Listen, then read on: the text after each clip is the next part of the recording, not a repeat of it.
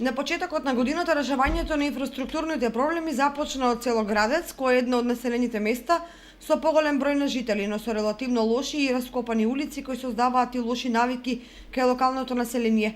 Локалната власт во престојниот период проблемите ќе ги решава етапно согласно расположливите средства, но и приоритетите на населението.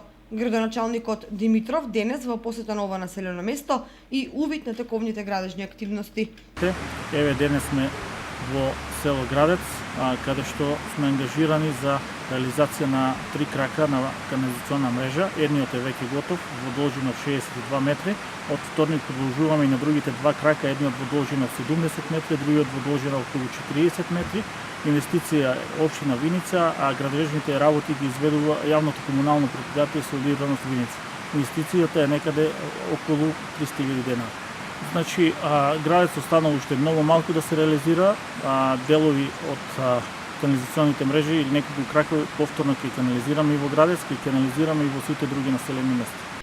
Жителите на селото на денешната средба со Димитров најавија и апелираа дека после спроведувањето на канализацијата наскоро очекуваат и асфалт на истите улици.